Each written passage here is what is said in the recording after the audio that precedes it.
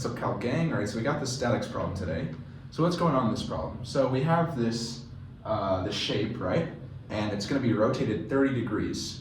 And so we're going to make a volume out of this flat surface by rotating it 30 degrees. And we're trying to find the surface area of that new volume. So let's go ahead and get started, right?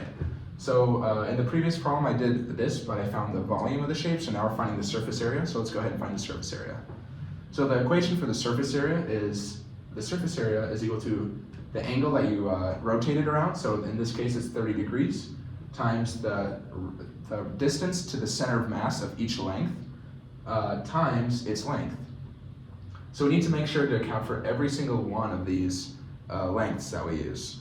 So let's get started. So let's start by breaking up the lengths into what it is that we're going to use.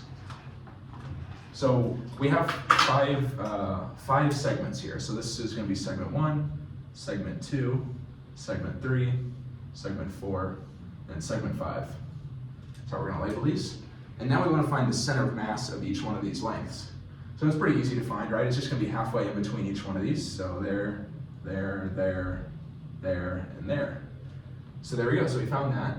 So now in the equation, we need to find the radius, which is the distance from the angular rotation. So we're rotating around this y-axis here.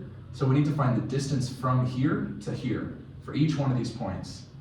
So let's start with number 1, right? So number 1 is this much distance, which is simple enough, 4 meters.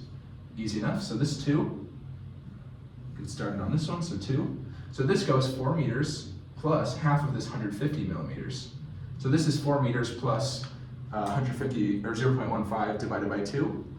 So this is going to be 4 plus 0.150 divided by 2. So of course this is going to be 4.075, right? So that's that distance. So then how about to the next one, right? Hopefully I got that right. Yep. So then to 3, so to 3, it's going to be this one here.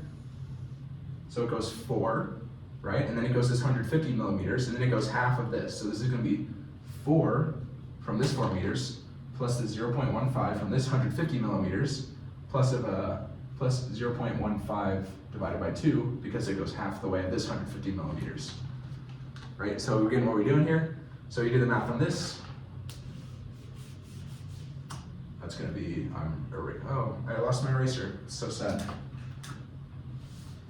Gotta use the other one. So this is 4.225 meters, right?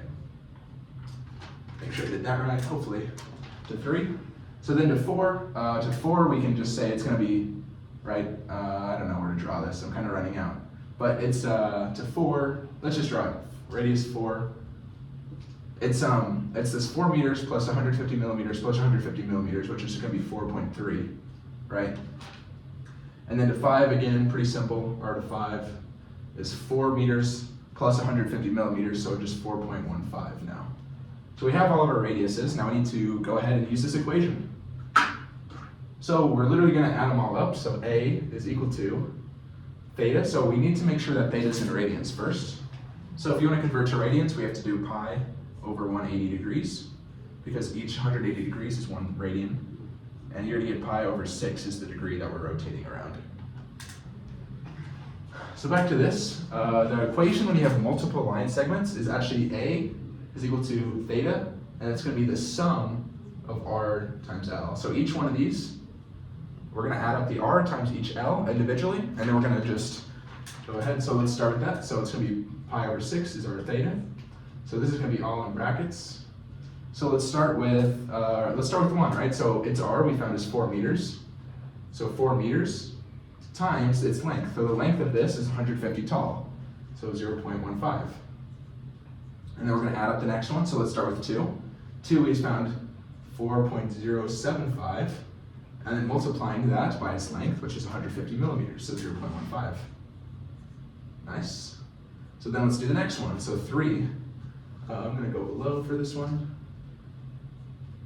So the 3 we found to be 4.225. 225 is its distance. And then its length, so its length is not as easy as the other ones. So we're gonna need to use Pythagoras' theorem to figure it out, right? A squared plus b squared is equal to c squared. So if we draw this out, we know that this is 150, this is 100, so we can find its length by doing square root of 0.150 squared plus 0.100 squared, right? This Pythagoras' theorem, pretty simple. This is c a squared plus b squared is equal to c squared. Nice. So this is, let's label this. This is 1, this is 2, this is 3. Now we got 4 and 5 to do. So 4, so we're adding this. So 4, its center is, we found it to be 4.3, so plus 4.3. Multiplying that by its length, so its length is just 150 plus 100, so 0.25. Nice. And then part 5, we found is 4.15 times its length, which is 150 plus 150, so that's 0.3. Nice, so you end up with this big equation, and it's all numbers, so you just have to plug it into your calculator. Plug it into your calculator, and you're gonna get 2.25 meters is the area, the surface area of what happens if we rotate this. So yeah, pretty simple. It's really just about making a clear diagram and making sure that you know this equation. So yeah, if you have any questions on your statics homework, feel free to ask in the comments below and check out my playlist. And I'll see you in the next one. Peace.